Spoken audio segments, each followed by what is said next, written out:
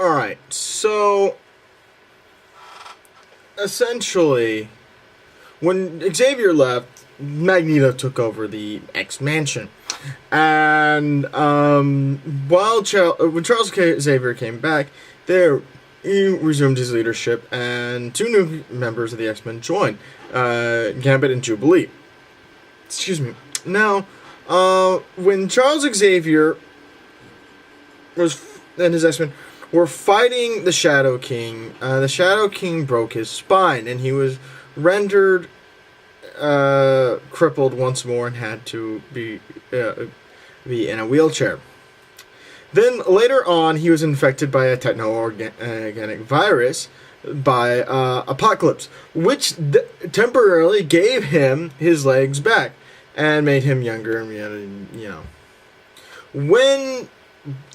though later on, when Charles Xavier witnessed Magneto tearing out Wolverine's adamantium claws, Xavier got really upset and pretty much just shut Magneto's brain down. It completely rendered him a little drooly person on the floor. And this did not actually turn out well because after that, Charles Xavier was always haunted by the evils that Magneto's thoughts and what he had done. And once again, Magneto is not an evil character, but he has done evil things, and there are parts of his personality that I'm sure even Magneto would rather, not look at.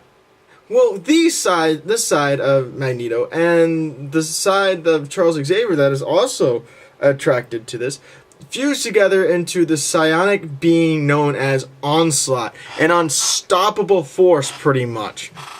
Because he had not only Charles Xavier's powers, but Magneto's as well. Yeah, you can imagine. Now, the Avengers and the X-Men and pretty much all the American superheroes fought him and finally put him down. But Charles Xavier was taken into custody because of it. And even though Charles Xavier willingly went and was willing to be a prisoner, he was appealed, and he was taken into the custody of Basson, which, remember, Basson started the Zero Tolerant anti-mutant organization. Then Charles Xavier, for a brief time, while he was escaping, led the Brotherhood. Then after that, he left and the X-Men and the Brotherhood, and was teaching a bunch of mutant Skrulls how to use their powers. They were called the Karadeke. And after Mystique blew up Moira McTaggart's lab complex, Charles Xavier stayed by her side to get the information that he desperately needed to cure the legacy virus. And he would have stayed with her longer and probably died, but Jean Grey pulled her away. And fortunately, they were able to cure the legacy virus. Then after that, Magneto assembled an army of mutants on Genosha and was going to attack. Charles Xavier went with his X-Men to kind of cool things down and say, hey, Magnus, you don't want to do this. And he ran into a former lover of his, remember Amelia? Yeah. Who it turned out, was a mutant. Imagine that. After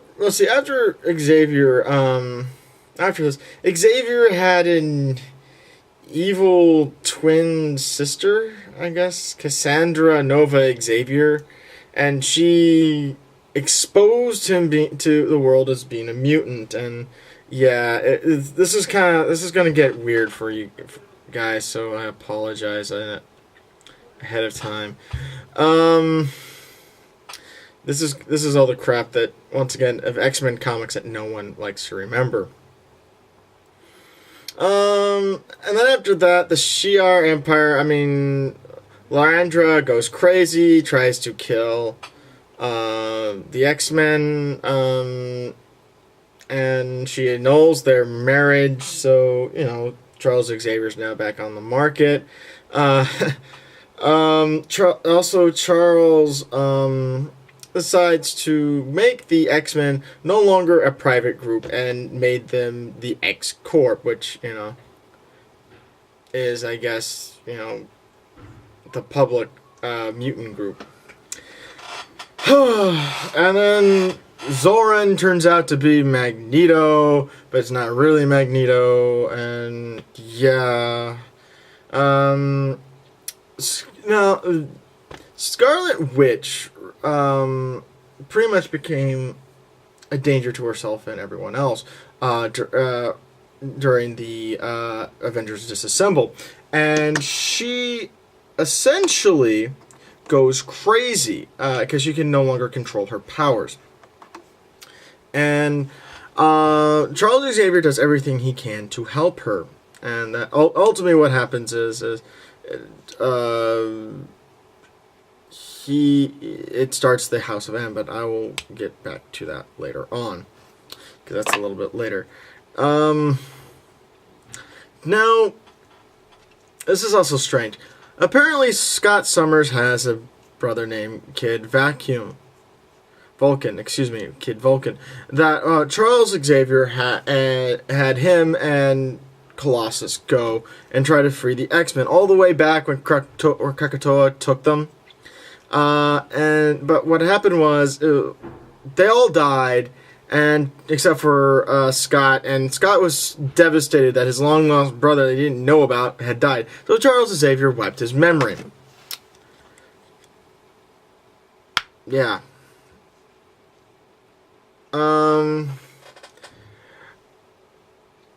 Yeah, and no, I'm doing this all wrong. I apologize.